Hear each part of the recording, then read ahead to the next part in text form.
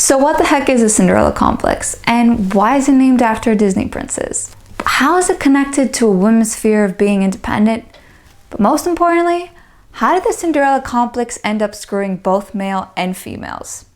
In this video, I'm going to explain to you guys what the Cinderella Complex is, where does it come from, how has it changed, because it's been 4 decades since its creation, by the way, but also how us women need to stop blaming men. Welcome back, folks, and hello to my channel newbies. If you are new to my channel, don't forget to introduce yourself in the comments below. My name is Olympia. I have a degree in cognitive neuroscience, and what I like to do, I like to dissect that pretty little brain of yours and see what makes you tick, but also what makes you talk. So help a girl out by smashing that subscribe button, giving me a huge thumbs up, ringing that bell so you guys get notified when I make new videos every Thursday, and let's start. So the Cinderella Complex. The Cinderella Complex was coined in 1981 by Colette Dowling. It expressed women's underlying fear of becoming independent because it was believed that a woman should be dependent on a man financially, emotionally, physically. That's what society taught us. And obviously, movies, books, Cinderella herself didn't really help in that message. Now, what do I mean by society? What do I mean by societal cues? From the moment we are born, we're born with a blank brain. There's this thing called nature and nurture. Nature is basically the genes, what we've been given by our parents, and nurture is everything that society bombards us with. So, like I said, the Cinderella Complex is about 4 decades old now. So right now, we are in what I like to call the second generation of the Cinderella Complex. That is Cinderella 2.0. And it used to mean that women had this underlying fear of seeming independent because they believed that independence meant that you were not feminine. It meant that you were supposed to be dependent on a man emotionally, financially, physically, and men on the other side were supposed to reciprocate that. We're supposed to live up to this expectation.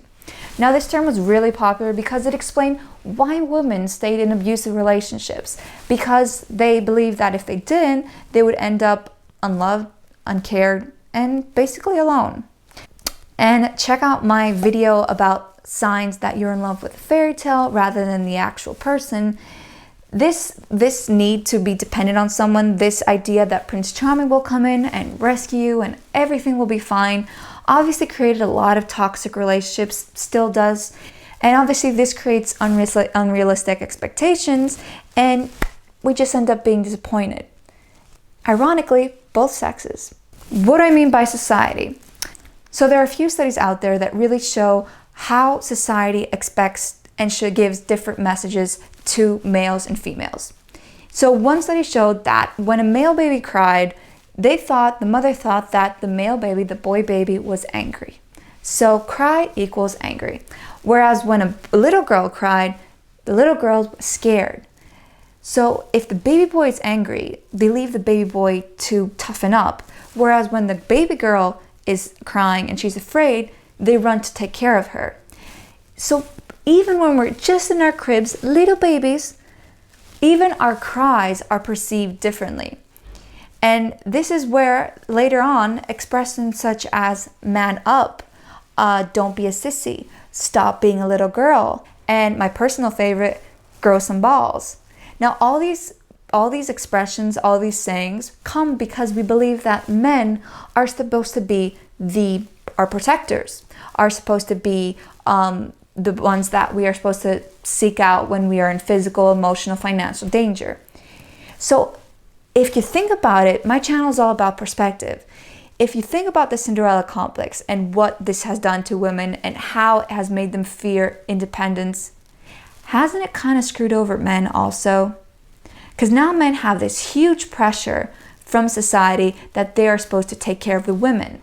And women who now want to gain their independence, rightly so, get really pissed off when a man doesn't understand that.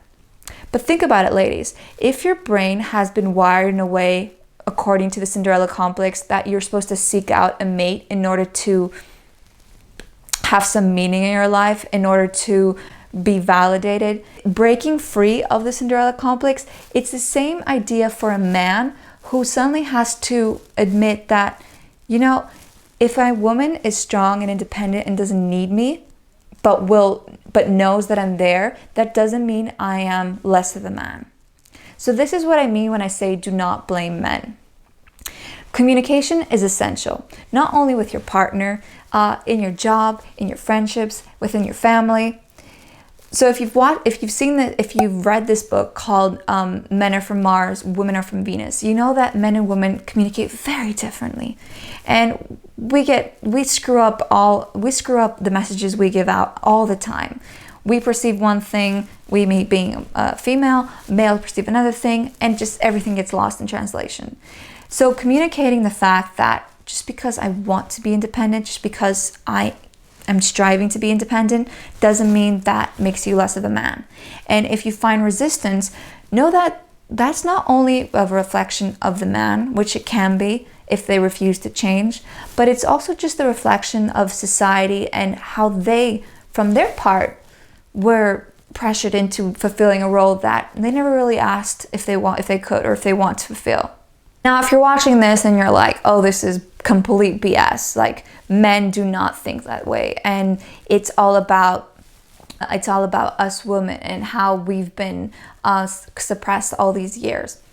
Okay, maybe in part you are right. We've had to deal with a lot of shit as women. But if you don't trust me, research the following. So Google is a search engine, and it will give you the most common results, the most highly clickable results. So when I put in Google stay-at-home dad versus stay-at-home mom, as you can see from the screenshot, you can see the most common questions asked when people research this term.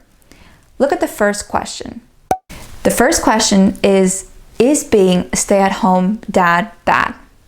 Now, this question is not coming out of thin air. This question, I bet, is coming from males out there. Because this concept of Cinderella complex has evolved, suddenly things such as stay-at-home blank was mostly associated with moms, and it was more of a feminine trait. Now stay-at-home dads actually have to look up and see if being a stay-at-home dad is a bad thing. Does that make them less of a male? And this is what I mean when I say that the Cinderella complex has screwed over both sexes. And it's really important to see the other side in order to understand and better communicate our side of the Cinderella complex. So like I said, the Cinderella complex reflects second generation of the Cinderella complex, the complex 2.0, and it's not mostly the need, the underlying fear of becoming independent. It's not mostly the need to become independent. As women right now, the majority of us, not all of us, the majority of us have numerous opportunities to be independent. But it's that journey of wanting to be independent and actually becoming and being independent. That's where we start shin bricks. Because being independent means that we're probably going to have to ruffle some feathers.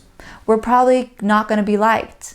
If you check out my other video on the Cinderella complex, which talks more about signs and how to overcome it, rather than this social, rather than the roots of it, which I believe is even more important, to be honest, just because we need to understand where it's coming from, and in order to combat it, you will also view my comical twist on me viewing the Cinderella story, the Cinderella movie. And I want my female viewers out there to tell me how many times this has happened to you. You meet up with your friends, your girlfriends, and how soon in the conversation do you have the following question? Are you dating someone? Or how's it going with whoever your boyfriend is or your partner? And if you're not dating someone, you get this little pang of guilt, like something is not fulfilled, something's not in place. You're there's a default. Whereas if you have a partner, you suddenly feel like you're a bit superior than the rest of the girls. That, you got your shit together a little bit better. See, that feeling, even though it's becoming less and less, derives from the first generation of the Cinderella complex, the generation that women have this underlying fear of being independent. We believe that if we don't show our partners that we need them, why would they love us? But this is what leads to codependency. This is what leads to toxic relationships.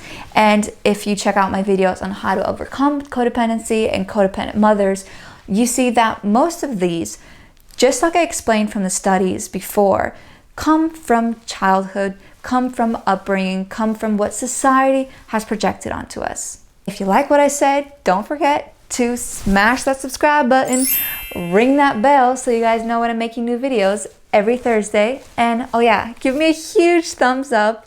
And that's it, folks.